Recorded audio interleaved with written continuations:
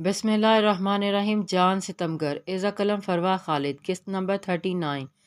بکواس بند کرو اپنی، ورنہ گاڑی سے باہر پھینک دوں گا میں تمہیں۔ میرے نام کے ساتھ اس کا نام جوڑنے کی ضرورت نہیں ہے۔ محبت تو بہت دور کی بات، ذرا سی بھی اہمیت نہیں رکھتی وہ میری زندگی میں۔ شاویز نے حازم سے زیادہ اسے اس بات کا یقین خود کو دلایا تھا، جبکہ حازم اس کی لال پڑتی آنکھیں دیکھ کر مسکرا دیا تھا۔ یہ تو کل پتہ چلے گا میرے یار کہ وہ اہمیت رکھتی ہے کہ نہیں، جب وہ اپنا سب کچھ کسی اور کے نام لکھوا دے گی۔ حازم بولنے سے اب بھی باز نہیں آیا۔ فرق نہیں پڑتا مجھے، شاویز اپنی ضد پر قائم تھا۔ ابھی بھی تم پوری دنیا سے اپنا آپ چھپا سکتے ہو شاویز سکندر، مگر مجھ سے نہیں۔ کل رات پریسے کے اندر آگ میں جلنے کے خیال سے تم باہر جل رہے تھے۔ تم جانتے تھے کہ اندر جانا کس رزق سے کم نہیں ہے، اور پریسے سے پیپرز پر سائن کروانے کے بعد اب وہ تمہارے لیے اتنی اہمیت رہی بھی نہیں ہے۔ پھر بھی تم بنا سوچے سمجھے اس آگ میں کود گئے۔ تم اپنی محبت سے انکار کر کے پریسے افندی کو بیوقوف بنا سکتے ہو، میر حازم سالار کو نہیں۔ حازم اسے احساس دلانا چاہتا تھا وہ اپنی ضد اور غصے میں اپنا کتنا بڑا نقصان کر رہا تھا۔ اس کی بات کا شاویز کے پاس کوئی جواب نہیں تھا۔ وہ اپنے اندر چھڑی جنگ سے نہیں لڑ پا رہا تھا۔ حازم کی باتوں کو بھلا اسے کیا جواب دیتا؟ اس نے زور سے بریک لگاتے گاڑی ہمدان کے گھر سے ذرا فاصلے پر روکی۔ ہمدان نے سیکیورٹی کے تحت فنکشن کے تمام ارینجمنٹس اپنے گھر میں ہی کروائے تھے، جہاں وہ دونوں ویٹر بن کر داخل ہوئے تھے۔ وہ بس کسی بھی طرح مہروز کے آس پاس رہ کر اسے ہمدان کے کسی بھی سازش سے بچانا چاہتے تھے، مگر وہ یہ نہیں جانتے تھے ہمدان صدیقی ان کے ساتھ کھیل کھیل کر مہروز کو نہیں بلکہ جنید کو مارنے کا ارادہ رکھتا ہے۔ وہ دونوں اندر تو داخل ہو چکے تھے، مگر انہیں مہروز تک پہنچنے پانے میں دشواری پیش آ رہی تھی۔ ہمدان صدیقی نے جان بوجھ کر اتنے سارے گیسٹ بلائے ہیں۔ حازم کو اب غصہ آ رہا تھا۔ ان دونوں کو مہروز کی فکر ہوئی تھی۔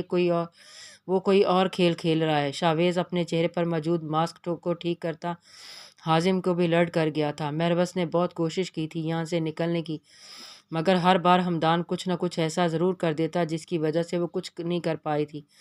مہروز کی حالت غیر ہو چکی تھی۔ اسے ریڈ لہنگا پہنا کر اس کا ہار سنگار کر دیا گیا تھا۔ مہروز نے بے دلی سے بیوٹیشین کی کہی ہر بات کو فالو کیا تھا، مگر تیار ہونے کے بعد جیسے اس نے خود کو آئینے میں دیکھا وہ دیکھتی رہ گئی۔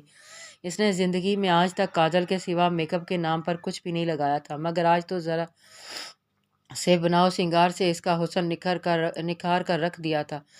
سرخ اور روسی جوڑا اس کی نازک سراپا مزید دل فریب لگ رہا تھا۔ جولری اور پھولوں کے گجروں میں سجی سجائی وہ دیکھنے والوں کا ایمان ڈگمگانے کی صلاحیت رکھتی تھی۔ ہمیشہ اس کے دشمن اس کی گولی کے وار سے نہیں بچ پائے تھے، مگر آج ایس پی ہمدان صدیقی اس کے دو آتشہ حسن کے وار سے نہیں بچنے والا تھا۔ مہروز کی اداسی اس کے حسن کو چار چاند لگا رہی تھی۔ بیوٹیشین سمیت باقی سب بھی باہر جا چکی تھیں۔ مہروز کا دل چاہتا کہ اس حلیے میں بھاگ نکلے یہاں سے، کیونکہ ہمدان صدیقی جو سلوک اس کے ساتھ کرنے والا تھا وہ شاید برداشت نہ کر پاتی۔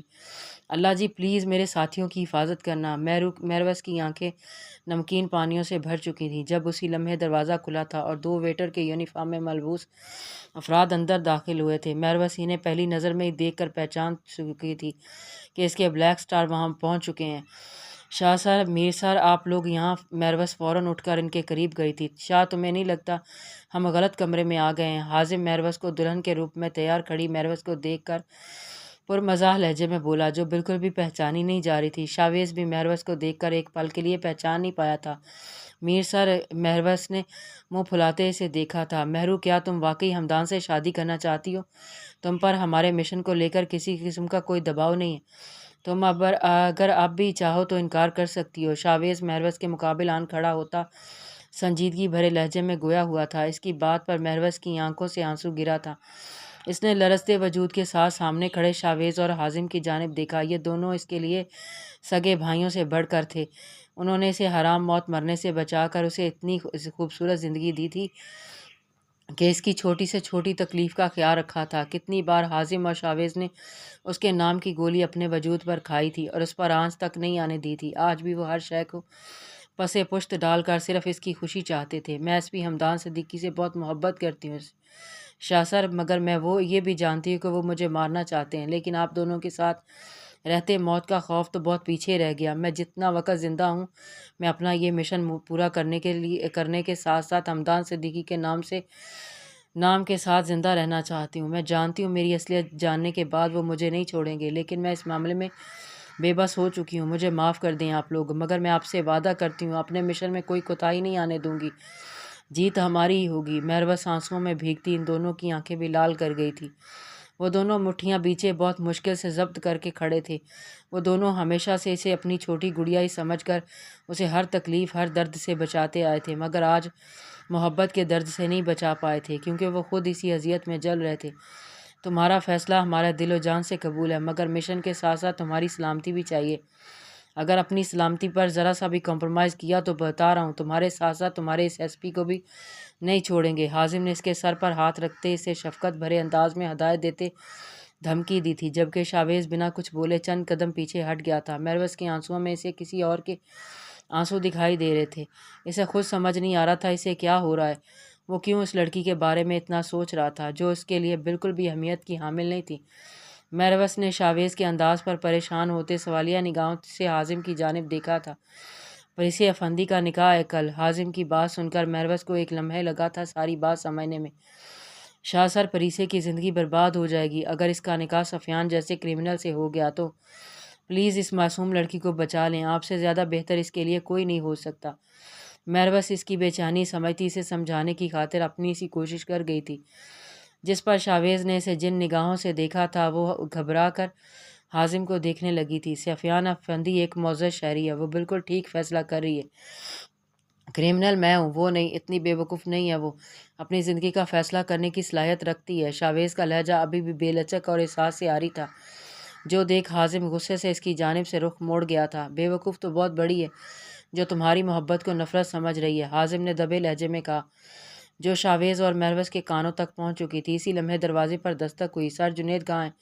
میروس اچانک ہوش میں آتے جلدی سے بولی۔ کیوں، کیا ہوا؟ اس کے ہوں اچانک گھبرانے پر شاویز ٹھٹرا تھا۔ ایس پی ہمدان کو پتہ چل چکا ہے اس کے بارے میں، وہ آج اسے مروانا چاہتا ہے، آپ لوگ پلیز اسے بچا لیں۔ میروس کی بات سنتے حازم نے فوراً جنید کا نمبر ڈائل کیا، مگر جواب ناموصول ہوتے دیکھ کر ان تینوں کے رنگ اڑ چکے تھے۔ آج پہلی بار بلیک سٹارز کو مات ہونے والی تھی۔ اپنا خیال رکھنا۔ شاویز اور حازم باری باری اس کے سر پر ہاتھ رکھتے کھڑکی کے راستے وہاں سے نکل گئے تھے۔ جنید سے رابطہ نہ ہو پانا انہیں کچھ غلط ہونے کا الارم دے گیا تھا، جبکہ دوسری جانب میروس کو روم میں داخل ہوتی لڑکیاں نکاح کی رسم کے لیے باہر لے جانے لگی تھی۔ کچھ لمحوں بعد اپنا آپ ایس پی ہمدان کے نام لگوانے والی تھی، یہ سوچ کر اس کے وجود پر کپ کپی طاری ہو چکی تھی۔ خالہ، میرا نام نکاح میں اجالا ہی لیا جائے گا۔ میروس کو اچانک خیال آیا تھا تو اس نے فوراً قدم روکتے اپنے ساتھ چلتی نسرین بیگم کو پکارا۔ میں نے مولوی صاحب اور چند ایک علماء سے بات کر لی ہے، ان کا یہی کہنا اگر لڑکی اور لڑکا نکاح کی محفل میں موجود ہیں اور اپنی زبان سے قبول کر رہے ہیں نکاح، تو غلط نام لینے سے فرق نہیں پڑتا، نکاح ہو جائے گا۔ اسی لیے میں نے الگ الگ جگہ بٹھانے کی بجائے باہر ایک ساتھ نکاح کی محفل ارینج کروائی ہے۔ ویسے بھی ہمدان جانتا ہے تم اجالا نہیں میروس ہو تو کسی قسم کا کوئی مسئلہ ہے ہی نہیں، وہ تمہیں میروس سمجھ کر ہی قبول کر رہا ہے۔ نسرین بیگم نے تفصیل بتاتے اس کی الجھن کو دور کر دیا تھا۔ میروس نے تشکر بھری نگاہوں سے انہیں دیکھا تھا، جو بالکل اس کی حقیقی ماں کی طرح ہر موڑ پر اس کا ساتھ دے رہی تھی۔ میروس نے جھک کر ان کا ہاتھ چوم لیا تھا۔ کیا آپ کو یہ نکاح قبول ہے؟ میروس کو لا کر بٹھانے کے کچھ دیر بعد نکاح شروع کر دیا گیا تھا، جبکہ وہ اس وقت جس کنڈیشن کے زیر اثر تھی اسے ہوش بھی نہیں رہا تھا۔ کب مولوی صاحب نے نکاح شروع کیا؟ اسے خاموش پا کر مولوی صاحب نے دوسری بار پوچھا تھا۔ جب نسرین بیگم نے میروس کے قریب آتے اس کا کندھا ہلایا تھا، سامنے بیٹھا ہمدان صدیقی سرد سپاٹ نگاہوں کے ساتھ گھونگھٹ میں چھپی بیٹھی میروس کو گھور رہا تھا، جو اس کی سب سے بڑی دشمن تھی، جس نے ایس پی ہمدان صدیقی کو ہارنے پر مجبور کیا تھا، مگر اب ہمدان صدیقی سے پل پل اس ہار کی اذیت سے روشناس کروانے کا ارادہ رکھتا تھا۔ ہیبا کو جیسے ہی ہوش آیا اس نے خود کو اپنے بیڈ روم میں پایا تھا۔ ہیبا کا چہرہ شدید غصے کے عالم میں لال ہو چکا تھا۔ تم کیوں کر رہے ہو حازم ایسا؟ کیوں؟ تم سمجھتے کیوں نہیں ہو جو تم کر رہے ہو وہ بہت غلط ہے، خدا کے لیے مت کرو یہ ظلم۔ ہیبا چہرہ دونوں ہاتھوں میں چھپائے پھوٹ پھوٹ کر رو دی تھی۔ اس نے خود کو کبھی اتنا بے بس محسوس نہیں کیا تھا جتنا اس وقت کر رہی تھی۔ وہ حازم کو اس سب سے نکالنا چاہتی تھی، مگر وہ ہر بار اس سے 2 قدم آگے چل کر اسے یوں ہی ہار ماننے پر مجبور کر دیتا تھا۔ وہ اپنی ڈیوٹی پر کوئی کمپرومائز نہیں کرنا چاہتی تھی، مگر وہ اپنے شوہر کو بھی برباد ہوتے دیکھ سکتی تھی۔ وہ اس وقت ہر وقت سے بری طرح پھنس چکی تھی۔ اسے کچھ سمجھ نہیں آ رہا تھا کہ آخر وہ کرے بھی کیا۔ ہیبا بیڈ سے اٹھی تھی، اسے ابھی اپنے سینئرز کو بھی اپنے واپس لوٹ آنے کی اطلاع دینی تھی جب اس کا موبائل بج اٹھا تھا۔ ہمدان کا نمبر دیکھ اس نے جلدی سے کال پک کی تھی، مگر دوسری جانب سے جو اطلاع اسے ملی تھی، ہیبا کو اپنی سانس اٹکتی ہوئی محسوس ہوئی تھی۔ بلیک سٹار کے سب سے خاص آدمی جنید پر حملہ کروا دیا ہے میں نے، بیچ راہ میں پڑا تڑپ رہا ہے۔ میں نے سنا ہے وہ بلیک سٹارز باقی گینگسٹر سے تھوڑے مختلف ہیں، اپنے لوگوں کو بہت اہمیت دیتے ہیں، اپنے آدمی کو یوں تڑپتا نہیں دیکھ سکیں گے۔ ان کی ایک سٹارز اس وقت میرے پاس ہے، تو باقی دونوں سٹارز کو باہر نکلنا ہی پڑے گا۔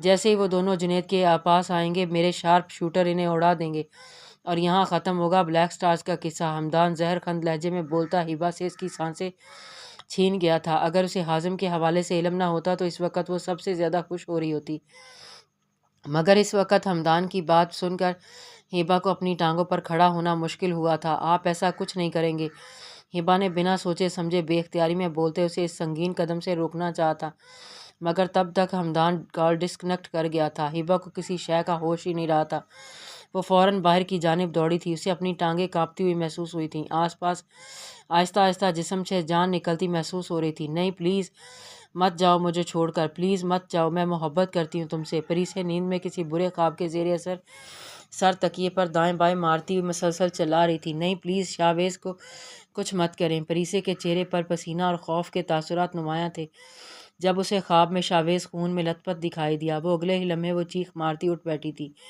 اس کا پورا وجود پسینے میں شرابور ہوتا ہولے ہولے لرز رہا تھا۔ یہ کیسا خواب تھا؟ کیوں آ رہا ہے وہ میرے خواب میں؟ وہ جب مجھ سے اتنی نفرت کرتا ہے تو میں خواب میں بھی کیوں تڑپ رہی ہوں اس کے لیے؟ مگر یہ کیسا خواب تھا؟ وہ ٹھیک تو ہے نا؟ پریسے چاہنے کے باوجود اپنے دل کو اس کی دھتکار کے بعد بھی اس کی جانب سے سخت نہیں کر پائی تھی۔ اس وقت وہ کسی بھی طرح اپنے اس وحشی دشمن جان کی خیریت دریافت نہیں کر سکتی تھی۔ اس کے پاس کسی کا نمبر بھی موجود نہیں تھا۔ پریسے کی آنکھوں سے آنسوؤں کی جھڑی رواں ہو چکی تھی، اس کا دل عجیب بے چین اور بوجھل سا ہو رہا تھا۔ میں اس کے پاس نہیں جا سکتی، مگر اس کے لیے دعا تو کر سکتی ہوں نا؟ وہ نفرت کرتا ہے مجھ سے، میں تو محبت کرتی ہوں نا اس سے۔ اس کی نفرت کو یاد کرتے پریسے کے ہونٹوں سے سسکاری نکلی تھی۔ وہ اپنا دوپٹہ اٹھاتی واش روم کی جانب بڑھ گئی تھی۔ وضو کر کے جائے نماز بچھاتے اس کے لبوں پر صرف ایک ہی دعا تھی، شاویز سکندر کی سلامتی کی دعا۔ اے میرے پروردگار، اس کی حفاظت کرنا۔ میں جانتی ہوں وہ دنیا والوں کے سامنے خود کو ظالم درندہ ظاہر کرتا ہے، مگر میرا دل کہتا ہے وہ برا انسان نہیں ہے، نہ ہی کوئی برا کام کرتا ہے۔ میں جانتی ہوں وہ مجھ سے نفرت کرتا ہے۔ میں آپ سے اس کا ساتھ نہیں مانگ رہی، مگر بس اس کی سلامتی مانگتی ہوں۔ میرا مولا اس کی حفاظت کرنا، اسے کچھ نہیں ہونا چاہیے۔ پری سے بھیگی آواز میں اپنے رب کو پکارتی سجدہ ریز ہوتی رو دی تھی، مگر وہ یہ نہیں جانتی تھی اس کی یہ آہیں اور سسکیاں عرش تک پہنچتی اس کی جھولی میں اس کی زندگی کی سب سے بڑی خوشی ڈالنے والی تھیں۔ جاری ہے۔